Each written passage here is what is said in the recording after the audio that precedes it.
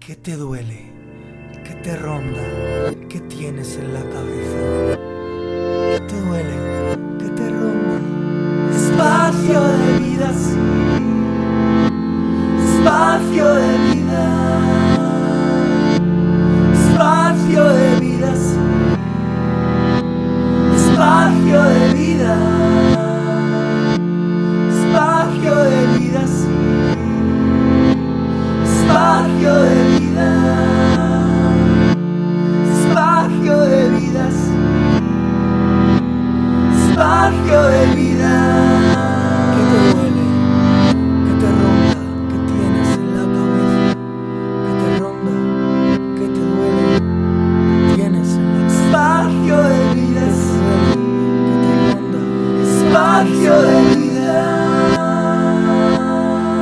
¿Qué te ronda? Con la licenciada Cecilia Botti.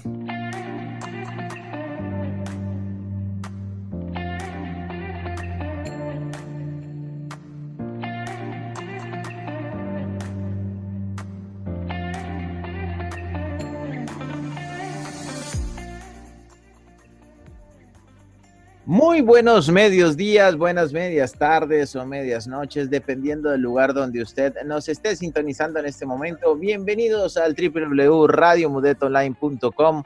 Hoy domingo de Espacio de Vida SIP, un domingo en donde ya tenemos este espacio para compartir con todos ustedes, para recorrer esos caminos que de pronto a veces nos da miedo recorrer para encontrar las respuestas que estamos buscando. Espacio de Vida sí es un espacio que hemos construido aquí en el www.radiomudetonline.com de la mano de la licenciada Cecilia Botti, que es psicóloga especializada en niños y en adultos, y bueno, que hoy está con nosotros como todos los domingos, llena de sorpresas porque tenemos un tema muy interesante y nosotros estamos también muy felices porque además de la siempre agradable y acertada compañía de Cecilia, tenemos dos invitadas espectaculares.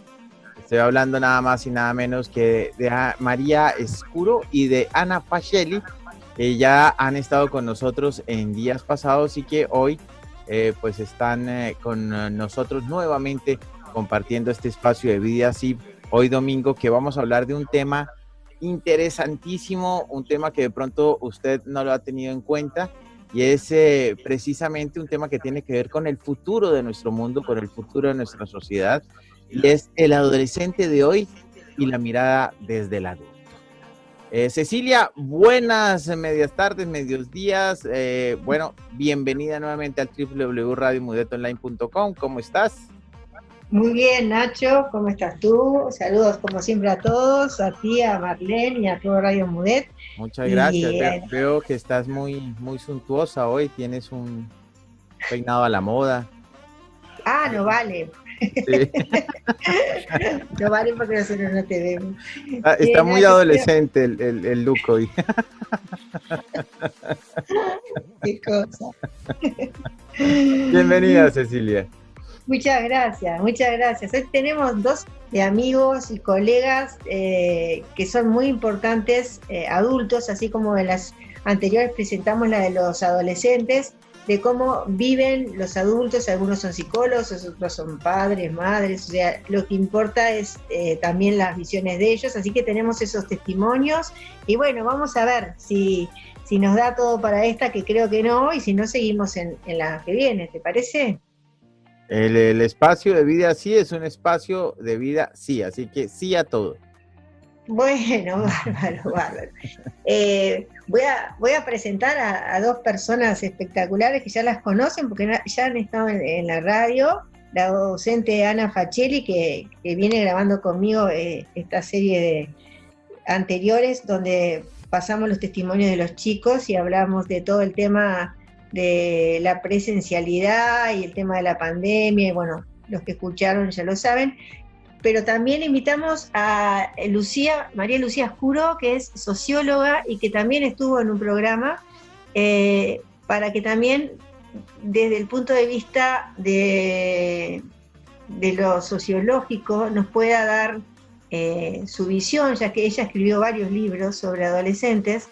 Entonces este programa va a tener una visión psicológica, pedagógica, sociológica y también de los testimonios de colegas y padres y madres que dan su testimonio. Por eso, bueno, bienvenidos a todos y empiezo, Nacho, haciendo una muy pequeña resumen porque no se trata, no es un programa, diríamos, profesional en el sentido de dar una definición, pero para quien no lo tiene claro, pero en muy breves palabras, ¿qué significa la adolescencia? El niño nace y depende totalmente de la madre y del padre a medida que va creciendo y va necesitando a sus padres para todo. Pero, ¿qué significa crecer? Crecer significa poco a poco irse alejando de los padres. Empiezan en el jardín, la escuela, y así terminan sexto y empiezan en el liceo. Y se van vinculando con otros niños,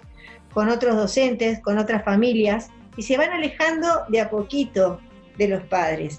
Pero ¿qué pasa en la adolescencia? Ese mundo que estaba reducido a la visión de los padres idealizados y observando siempre a los padres, se amplía y el niño tiene necesidad de dejar de mirar a sus padres y es como si se diera vuelta y empezara a mirar el mundo, a sus pares, a los padres de sus pares, a los docentes, a los profesores de educación física, al mundo en general. Entonces, a todo el mundo que lo rodea y necesita hacer eso para evolucionar como persona. Y muchas veces lo que esto causa es una especie de sentimiento de culpa, de dolor y de ambivalencia que tiene ese adolescente porque significa salir de la comodidad, de lo conocido, del espacio de confort, a un mundo nuevo donde todos sus pares lo llevan de la mano y donde no tiene más remedio que transitar. Entonces, le genera esta ambivalencia de separarse de los padres, pero a su vez acercarse a sus pares. Entonces, esa culpa del adolescente, esa ambivalencia, ese dolor, que no sabe cómo pararse, si es niño, si es adolescente, le lleva a rebelarse, a veces a enfadarse, a veces con sus propios padres, porque no encuentra la manera de poder dar ese paso. Pero el programa de hoy realmente está dedicado a qué pasa con nosotros, con los adultos, cuando nos encontramos con ellos y qué nos mueve a nosotros como adultos y lo difícil que es para los adultos apoyarlos y acompañarlos. Entonces, dale la bienvenida a Ana y bueno, y continuamos. Bueno, buenos días. Gracias Nacho, gracias Marlene, gracias Cecilia por la invitación, gracias Lucía por la compañía. Y bueno, agradecer a todos aquellos, que nos escucharon, estos fines de semana, y sobre todo a los aportes que nos han ido llegando. Vamos a pasar un audio en un ratito, en un momentito, de una gran compañera, una gran amiga mía, que en realidad la conocí en el liceo público cuando comenzaron a funcionar los primeros equipos multidisciplinarios. Ella es licenciada en psicología, al igual que Cecilia, trabajó en liceos, tiene experiencia con adolescentes. En este momento pasó a trabajar en el Consejo de Educación Primaria y también es docente de la Facultad de Psicología. Así que vamos a escuchar un poquito los aportes de Adriana a raíz del programa del domingo pasado. Gustó mucho esto de comprender lo que les está pasando a los adolescentes ahora, inmersos en esta nueva realidad, porque la forma que tenemos de comprenderlos es lo que nos permite poder ayudarlos. Eso me pareció como clave y muy importante, muy valioso para ellos colocarse en ese lugar como adultos. Por otro lado, pensando en esto que se plantea de volver a las clases, las dificultades que se va a tener con la presencialidad, yo creo que ahí voy a comentar algo si te sirve bien y si no lo dejás. Pero bueno, fortalecer lo que ellos tienen, ¿no? Fortalecer lo que... los vínculos, que no importa que sean a distancia, pero que están, y eso es lo que importa, que todos adultos y adolescentes nos hemos visto inmersos en algo que nos irrumpió en la vida, pero que de alguna manera estamos dándoles un modelo como para poder salir adelante más allá de la adversidad. ¿No? Pensado desde ese lugar ¿cómo es? De una visión esperanzadora en medio del caos que es en el que estamos y de que en realidad no tenemos muchas respuestas porque nos estamos manejando todos un poco a ensayo y error. Bueno, no sé por ahí si te sirve y tal, pero por ahí. Los adolescentes de hoy en día los veo libres. Expresan lo que sienten lo hacen. Son más coherentes con lo que sienten y con lo que piensan. Y eso los confunde a los padres, porque los padres, muchos padres, no hay que generalizar, están en eso de todavía cumplir con aquel mandato de la sociedad, el deber ser, el ser los proveedores económicos de la casa, y está bien, pero no llevan a un equilibrio. Y muchos de esos padres tienen el doble discurso, el decir una cosa y hacer otra. Y los adolescentes de ahora vienen con esto de hacer lo que piensan y lo que sienten.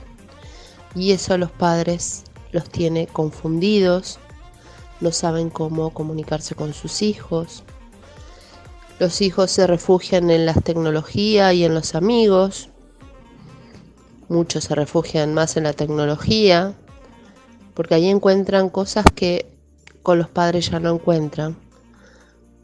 Respuestas que los padres no supieron dar en su momento o no saben darlas ahora. Que a veces esas respuestas no quieren decir que sean válidas. Pero los padres de hoy los veo confundidos, asustados, de no saber cómo llegarle a sus hijos adolescentes. No saber cómo expresarles sus miedos, ser sinceros.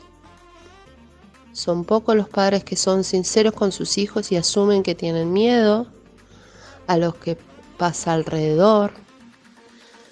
Y aún así no saben cómo lidiar con esto de permitirse y permitirle a su hijo ser. No saben cómo hacerlo y eso los confunde, los llena de miedo, de enojos, de broncas, se encierran, no dialogan y eso hace que los chicos de ahora busquen otros caminos y otros diálogos y otra gente. No está siendo fácil la relación de los adolescentes con los padres hoy por hoy, como lo veo en muchos casos. No siempre hay que generalizar, pero en muchos casos se ve esa situación que se está viviendo. Los chicos de hoy vienen a vivir el aquí y ahora. Solo el aquí y ahora. No se preocupan por el futuro, por mirar qué carreras van a hacer o a dónde van a estar en 20, 30 años, cuándo van a tener su casa. Los adultos hemos sido criados en esa forma, en pensar en el futuro, en pensar en cómo vamos a obtener nuestra casa, dónde vamos a estar, qué trabajo, qué profesión, qué título. Y los chicos de ahora no están pensando en eso. Somos diferentes y estaría bueno buscar un punto en común. Aceptar cómo es el otro es un gran desafío tanto para padres como para hijos.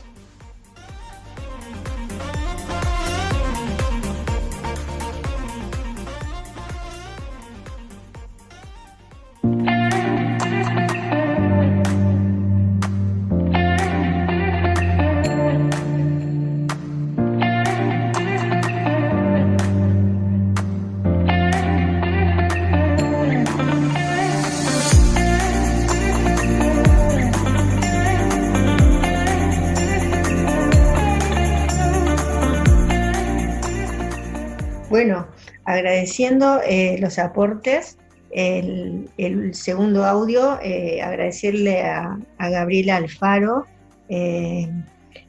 gestáltica, psicóloga gestáltica, que tiene una visión muy, muy amplia y que nos da pie, al igual que el audio de Adriana, darle paso a Lucía para que nos cuente desde el punto de vista sociológico cómo esto se ve. Bienvenida, Lu, otra vez acá a Radio Moodle.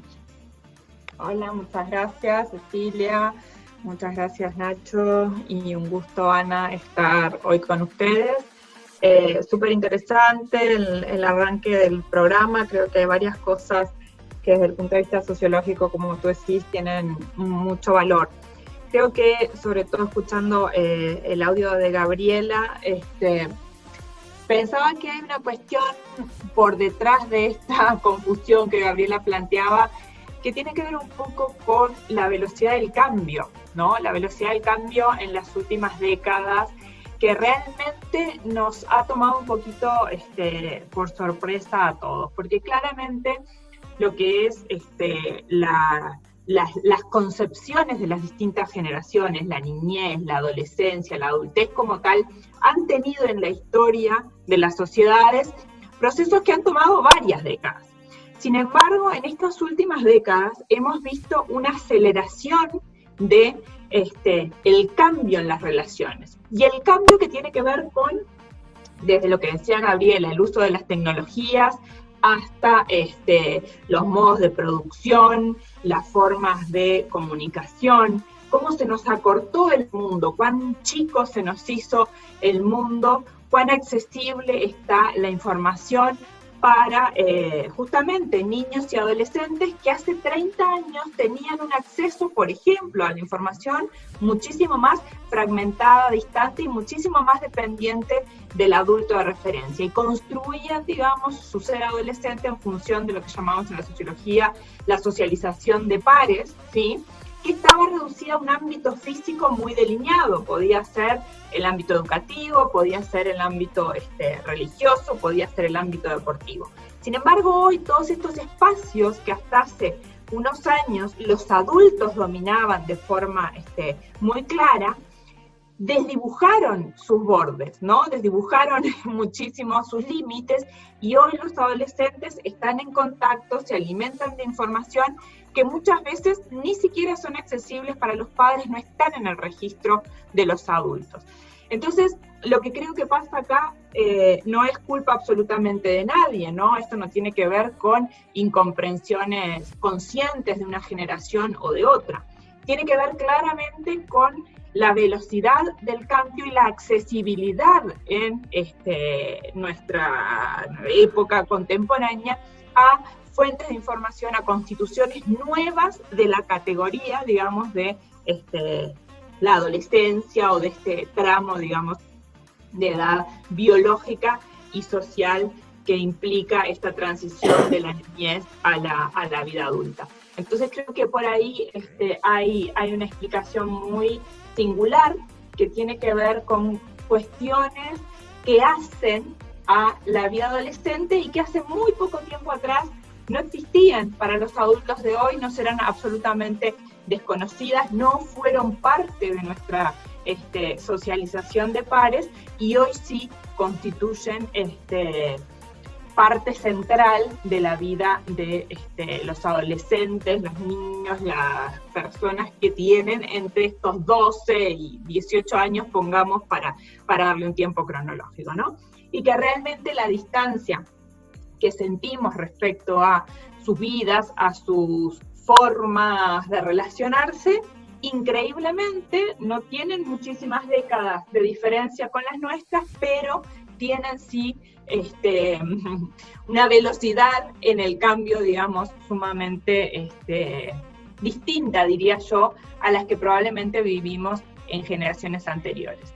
Entonces creo que, bueno, desterrar si esto es culpa de una u otra generación, y más bien entender que la velocidad del cambio nos está tomando por sorpresa a todos, y por sorpresa también a ellos digo como grupo sociológico, que muchas veces tampoco entiende que el ámbito de socialización de los padres haya sido tan distinto, que la inmediatez tenga una concepción tan distinta a la que ellos están viviendo. Para ellos también la adolescencia de los padres es un mundo desconocido. Y eso muchas veces creo que en lo que decían tanto Adriana como Gabriela puede ser muy útil, entrar en no solamente la comprensión desde el adulto del mundo de los adolescentes hoy, sino de que ellos también puedan comprender lo que eran las vivencias de esta misma etapa en sus padres, que no hace más de 20 o 30 años que vivieron sentimientos semejantes en un entorno social profundamente distinto para lo que implica la construcción de la personalidad, de la sociabilidad en la etapa, digamos, de la adolescencia. Lucía, buenísimo. Y ahora vamos a escuchar los audios para que vos y Ana tengan de unos queridos amigos y colegas de formación psicoanalítica otros piques más para seguir hablando, otros tips y otros para seguir hablando sobre los adolescentes. Creo que uno de los problemas es que no estamos pudiendo ver a los adolescentes de hoy como posibilidad, como potencialidad, sino que vemos todos los aspectos en negativo. Y eso creo que tiene que ver con que nos cuesta asumir como adultos la cuestión de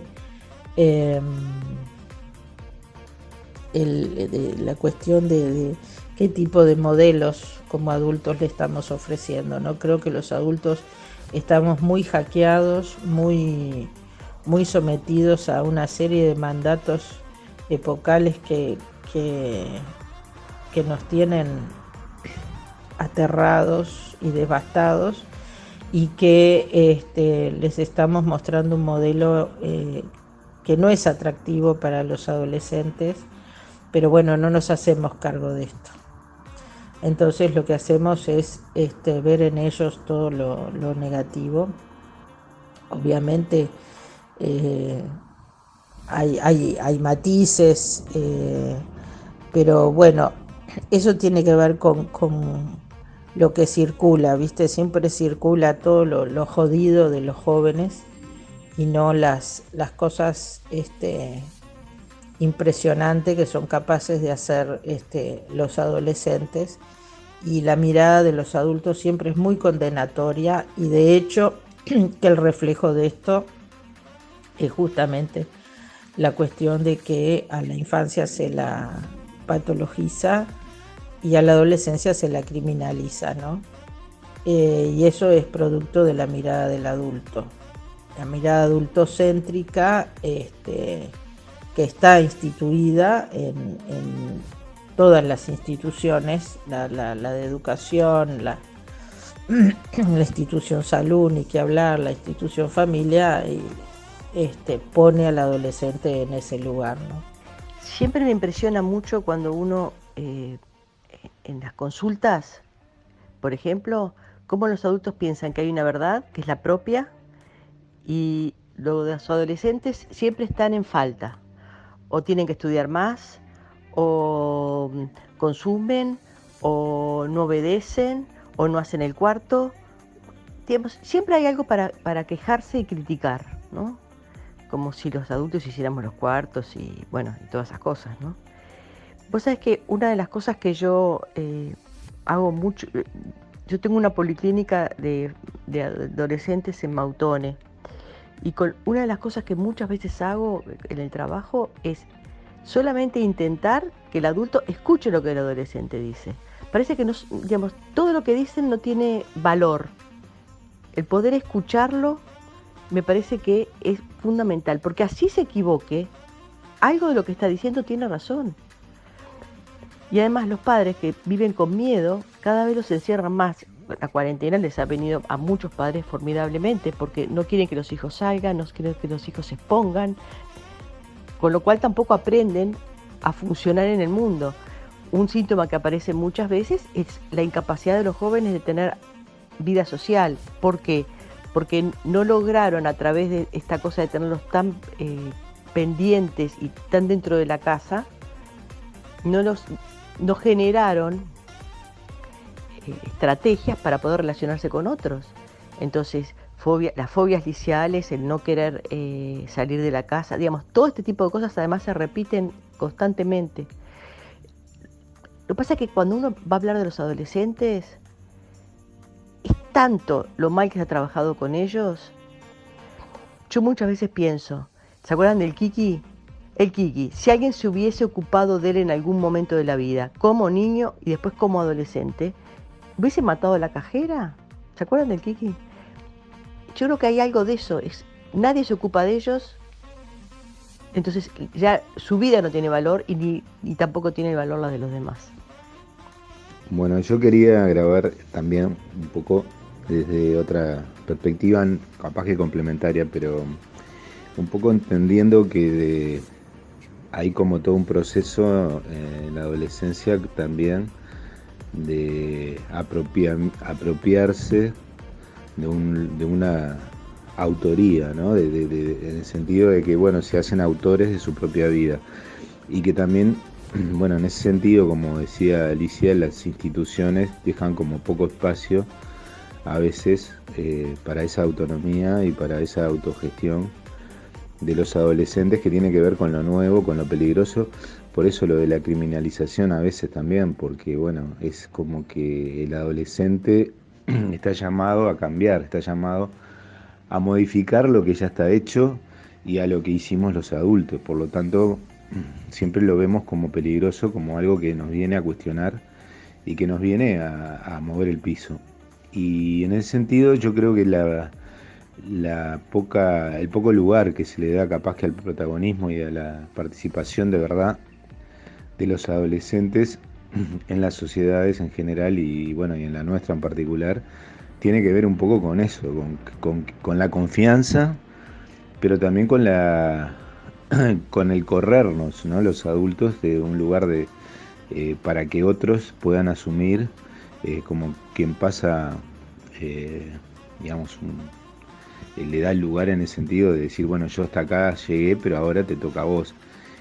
Creo que ese paso nos cuesta bastante a los adultos y creo que hay mucha violencia secundaria, no en el sentido de lo que les pasa cuando nace un niño, que los padres quieren que sea lo que les parezca, sino también una violencia secundaria en el sentido de, bueno, si vos no sos como yo quiero que seas, entonces ya no vales nada o te convertís en alguien despreciable. Esto pasa mucho en las cuestiones de género, ¿no? En las cuestiones de elecciones sexuales, por ejemplo, pero también pasa, por supuesto, bueno, si alguien se dedica a una actividad que no es la que los padres pensaban, o por ejemplo, bueno, se quiere ir a vivir, ¿no?, a otro lugar, o bueno, también en el caso que consuma sustancias, por supuesto que es, además de un problema, también es algo que generalmente tiende a frustrar lo que es esa expectativa de los padres. Entonces, bueno, ¿hasta dónde estamos dispuestos a permitir que sean lo que no nos imaginamos que sean los adolescentes previamente? Y creo que eso es un desafío permanente de todas las sociedades y de la nuestra en particular, porque bueno, hay como toda una cosa que además se hace muy difícil cuando tenemos una perspectiva muy individualista del mundo, donde el éxito tiene que ver con lo que cada uno puede y sus capacidades y el mérito que puede desplegar en su vida. Y en realidad la historia después para los adolescentes no es nada así. Primero porque no los dejamos hacer cualquier cosa y segundo porque colectivamente es que se realizan los grandes emprendimientos. Nunca son individuales y yo creo que eso es una de las grandes ilusiones y mentiras que tenemos en esta época y que a los adolescentes en la medida que por suerte se juntan y logran tener emprendimientos colectivos y tener algún tipo de, digamos, de grupalidades que les permitan tener proyectos. Bueno, creo que de esa manera sí empiezan como a ocupar ese lugar de ser actores, de ser protagonistas y de hacerse cargo del mundo y de, bueno, hacerlo un poco mejor de lo que lo encontraron o mejorarlo un poco más en la medida de lo posible y de lo que las generaciones anteriores le hemos dejado también, ¿no? que eso es una responsabilidad que tenemos que asumir. Capaz que esto que yo digo es como algo muy general y muy colectivo, porque no es algo como lo que Mónica planteaba en el sentido de desde la mirada de la familia o de la madre, del padre o del vínculo que se establece cuando uno tiene a cargo un adolescente. Pero yo creo que también está en las instituciones y también en casa, en cada uno de los actos que cada mamá, cada papá hace, en el sentido de, bueno, qué confianza tenemos de que un adolescente sea capaz de tomar decisiones, sea capaz de hacer cosas por sí mismo, de que pueda cuidarse, de que pueda cuidar a otros y de que pueda hacer algo, aunque yo no lo entienda, pero que bueno, que yo tengo que respetar también.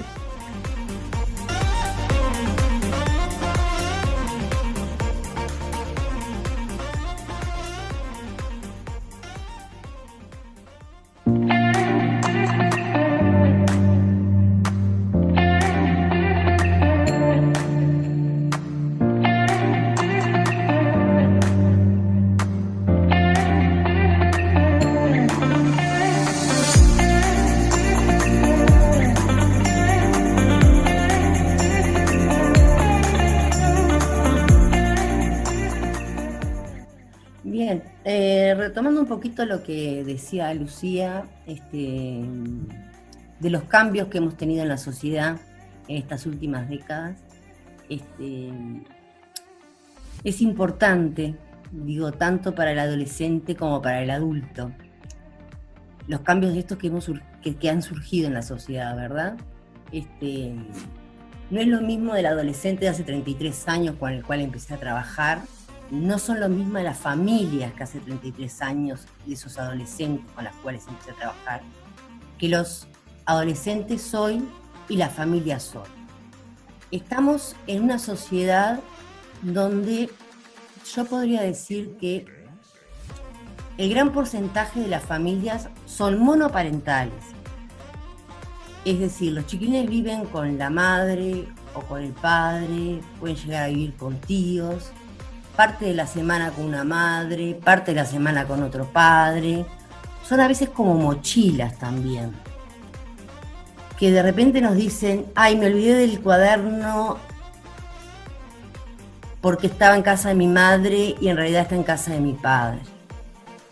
También pasa por, justamente, digo, al vivir con la madre o con el padre, digo, nosotros sabemos, digo, que en la sociedad hoy en día, digo, el trabajo de tanto de la mujer como del hombre es full time, ¿no? Son un montón de horas que estamos fuera de casa, donde ese adolescente, las horas que no está dentro de la institución pública, está solo, por lo general o durmiendo o conectado, digo, a la computadora, conectado al celular, saliendo con los amigos. Muchas veces los padres desconocen quiénes son los amigos. Nosotros recibimos en el liceo, por ejemplo, llamadas de padres preguntando, ¿salió, fue, vino, no vino? El adolescente ha cambiado, evidentemente, pero el adolescente está buscando un modelo, pero no encuentra un adulto como modelo y busca el diálogo. Si en la casa, digo, el padre considera que está transgrediendo y no está cumpliendo con el modelo y que muchas veces no puede con ese hijo adolescente, digo, eso se ve reflejado en las instituciones educativas. Pero yo en los programas anteriores dije y reafirmo que la educación hoy en día, digo, no solamente está en lo formal, sino también en lo no formal. El adolescente nos busca para dialogar, nos plantea sus problemas, cuáles son sus inquietudes, que no puede conversar con la madre, que no puede conversar con el padre, o que extraña al padre porque hace mucho tiempo que no lo ve y que está viviendo con la madre. Nosotros los docentes hacemos las derivaciones al equipo multidisciplinario. Es la psicóloga la que primero habla con ellos, luego cita a la familia. Se trata de buscar el diálogo, de que se retome el diálogo entre el padre, la madre, el adolescente. También está aquello de que cuando el chiquilín termina la escuela, es como un corte que se hace para la familia, ¿no? Termina la escuela, bueno, ya es grande, ya va al liceo. Entonces me desentiendo. Antes hablaba siempre con la maestra. Ahora aparezco por el liceo si me llaman. Y a veces, muchas veces para que vayan los padres o vayan las madres, hay que insistir. Muchas veces digo quedan boletines sin retirar. Muchas veces llegamos a fin de año y aunque no lo crean, digo, no es la generalidad, pero tenemos casos de que los padres en vez de venir a buscar boletines en diciembre, vienen en febrero a ver si los chiquilines salieron repetidores o promovieron. Entonces digo, ¿cómo lo siente el adolescente?